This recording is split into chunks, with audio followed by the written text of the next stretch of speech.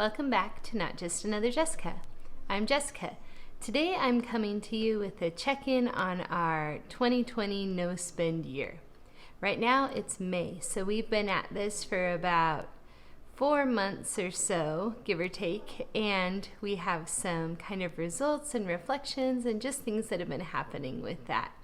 So let's get started. 2020, well, it wasn't really the year we all thought it was going to be, or at least really the year I thought it was going to be.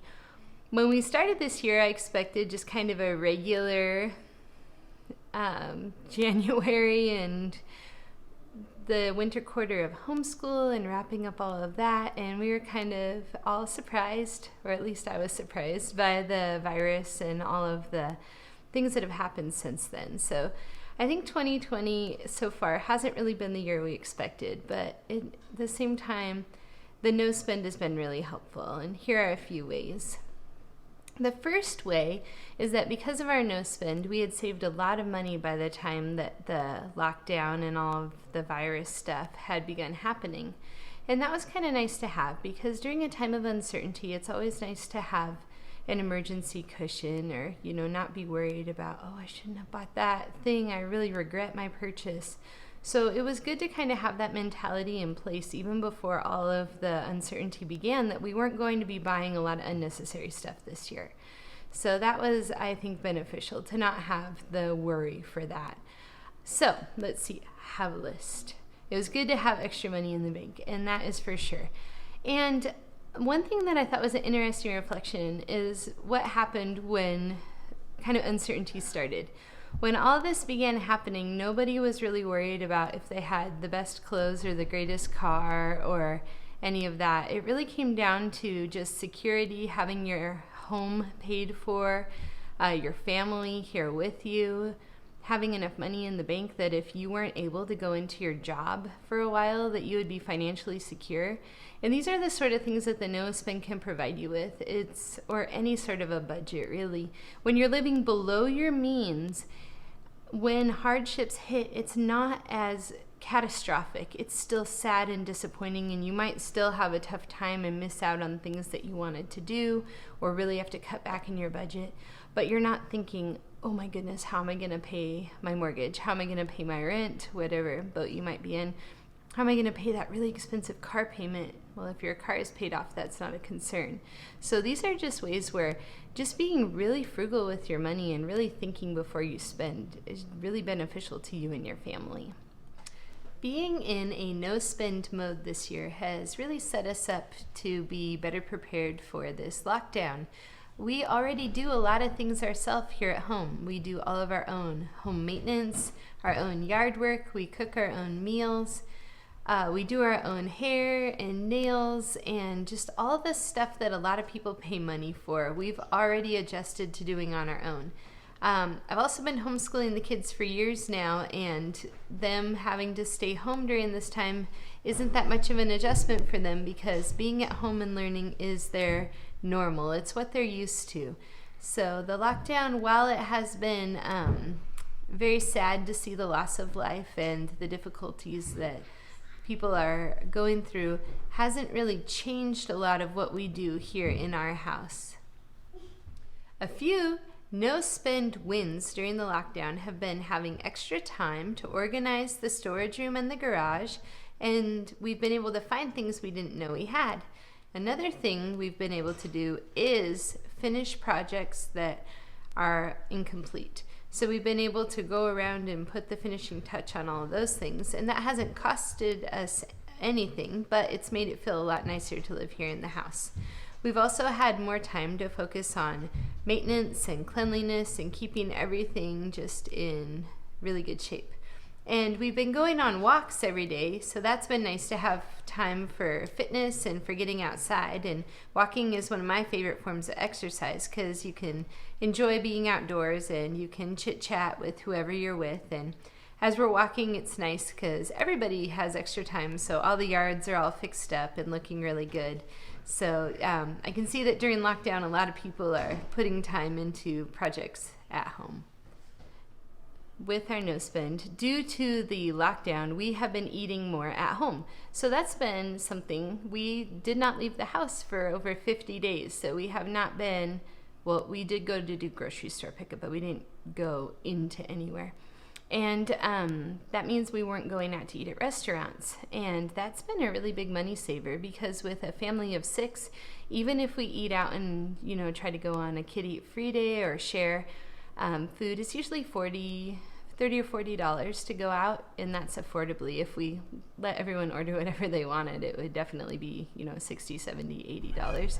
And while that's a lot of fun, that adds up really fast. So I'm able to get groceries for my family to feed them all 3 meals a day and all the snacks for about $200 a week. Which I know $200 is high for some people's budget, but we live in an expensive area, and we do try to avoid eating a lot of processed junk food. So our grocery budget is between $600 and $800 for the month. So by eating at home, we do save a lot more money than going and eating in the restaurants. And I've been able to really make sure we're getting in all the fruits and vegetables and nutrients and important things that our bodies need, especially to avoid illness during this time. Some of the things we've been trying while stuck here at home is trying new recipes, and we've actually found a few favorite recipes, and that's been really fun. Oh, Easter fell during the lockdown, and that gives me a chance to talk about the things that we do to save money around the holidays. So here's a quick list. I always keep lists all the time in my spiral of all sorts of things. There are projects I might want to do for the house, gifts for the kids, things the kids need. All of these lists are always in there. So when a holiday comes, the first thing I do is go to my list. And the first thing I look at, is there anything on the kids' need list that I could give them for the holiday that seems like a gift? And that way they're not just getting a bunch of useless stuff that I have to then later find a spot for. So one of the things that I got this year for one of my children for Easter was a pair of Crocs. And they love the Crocs, the clog things. They wear them all the time. They don't have to tie them or put on socks. They just throw them on and off they go. So I got him a pair of Crocs, and he was super excited. But the funny thing is I hand them down amongst all the kids because they're not really gender specific. So I try to buy a color that could work for anybody. And I purchased them, and now we have a huge bin of Crocs. So as the kids grow, they can go and run over there and grab the next pair that fits. So for Easter, we got a pair of Crocs added to the Crocs supply. The oldest son was very excited. They fit him well, but they're actually going to go on and serve the other 3 kids. So all 4 kids will eventually use them, and it's less wasteful and it's money saving. And instead of buying like a plastic junky toy to put in an Easter basket, I did that for him, and I think that was really useful. So I always have lists. I have lists of gifts I think they could use. I have lists of homeschool curriculum I want to buy, lists of everything in my spiral. As soon as I think of it, I write it down. Otherwise, I forget. And that makes it so much less wasteful because you're not just wandering through the store. Because if you go to a store without a list or without a plan, basically the marketers are going to tell you what to buy. You're going to walk through and, oh, look at that. That's a good deal. We could use that. Well, it might be a good deal, but that doesn't necessarily mean you need it. And my goodness, does that stuff build up. We just cleaned out our storage closet upstairs and our storage closet downstairs in the garage. And you find all sorts of stuff that you at some point thought you needed, but you really didn't. And then you're trying to figure out what to do with it later. Can I take it to the thrift store? Does it have to be thrown away? Can I put it on OfferUp? What can I do with this item? So just trying to avoid these impulse purchases or these things that they put out seasonally. Nobody needs a giant stuffed bunny that's 4 feet tall for Easter. They don't need Easter-shaped like ball popping toys or all these plastic things. It's just really avoiding the kind of useless frivolity and trying to focus in on the thing that they might actually use or actually enjoy. And that's the benefit of the list, whether it be for clothing they might need or anything else. Ooh, I have a way that I plan kids' capsule wardrobes, and I'm going to share that on a later video. But I think there's a few very good ways to avoid overspending and useless spending on children's clothing. So, the other thing that I do for holidays that I think is very frugal or no spend is we have certain special foods that I only make on holidays. But because I have 4 kids and I'm often really busy, I have rules for these foods. So, one of the rules for my holiday food is that it be easy and I can prep it the night before so that I can enjoy the holiday. As a young mom, I remember rushing around trying to make all sorts of Pinterest sort of worthy dishes and things for the kids, and I would miss out on enjoying that holiday with them. And I don't want to do that. I want to be there to see the joy in their face as they experience either the gifts or each other or egg hunt or whatever it is for the holiday that we're celebrating. So that being said, our holiday special go-to is the pull-apart bread.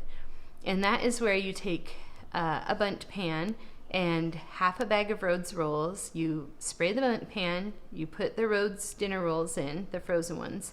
Then you sprinkle a box of cook and serve butterscotch pudding, half a cup of brown sugar, and a stick of butter over it. And you can put in chopped nuts, but I usually don't because the kids would prefer me not to. And you cover it for the night with greased saran wrap in the kitchen. When you come down in the morning, it's already risen, it's filled the entire bundt pan, and you cook it. And then you pull it out once it's done, let it sit for 2 minutes, and invert the bundt pan, and the caramel sauce drips and coats all of the rolls, and the house just smells heavenly. And it's really, really yummy, and it takes very little time the morning of the special day. So as a mom, you get to be included in what's going on. You're not just somebody who's in the kitchen doing chores while everyone else is enjoying themselves. So that's really, I think, a good tip is to pick a holiday food that you can prepare the night before, maybe an egg baked casserole or overnight French toast in a pan or a pull-apart, something you can do the night before, cinnamon rolls, and then make that every time. And don't make it any other times. So have that be your go-to for special occasions. So we're going to have it on Easter, we're going to have it on Christmas, but we're not going to have it on Tuesday because then it wouldn't be as exciting. So the pull apart for them is exciting. They look forward to it. It is easy. It's affordable. And it's just a family tradition. Another quick, easy, affordable family tradition that we do is birthday pancakes. The morning of your birthday, you get pancakes with whipped cream, sprinkles, and a candle, and everyone sings to you. And you're recognized right away as soon as you come out of your room that it's your birthday, and the child knows that you love them and you were thinking about them and you care about them. But it is so simple and so affordable. It only takes a few minutes, and it's just something that's a simple family tradition that doesn't cost a lot of money, and it's something they'll remember. With kids, it's so important to have these kind of keystone things that they look back on and reflect on as something that's part of your family culture. You know, and you have to think about that as a parent. The years just whisk by. My oldest is already 13, and it doesn't feel like it's been that long at all. And I think about what are the things I want them to remember about me as a parent or about us as a family, and making sure that I do those consistently and make them part of our family culture. So recognizing them on their birthday, having special family traditions. These are like glue you put into your family for later on. You build that family structure, you build that unity, and then later on, you know, as people grow and change, hopefully that glue holds strong and your family is just a tight unit over the years. For affordable birthdays, I save candy throughout the year. So we live in a suburban neighborhood, and we also have a cute little downtown, and the kids can go trick-or-treating. And when they do, this year they filled up an entire Rubbermaid tote with candy. That's way too much candy for them. So what I let them do is pick out some of the candy to keep, and I'll put the rest away. And they forget about it and they think it's gone. And then you can use it later on. You can put it in different holiday, special time things, and then you don't have to run out and buy any more. So that's nice. It's good to use also if you do birthday parties, put it in goodie bags and those sort of things. Another no-spend win has been working in our garden and getting ready to have a nice harvest this summer. Here are some potatoes we started out of a bag that we were eating, and hopefully they will grow a lot of new potatoes this summer. That's our No Spend check-in for the beginning of May 2020. Stay tuned for more videos about saving money through meal planning, cooking once, eating twice, and planning out capsule wardrobes for children to prevent overpurchase of clothes for kids. I hope you have a great day. Goodbye.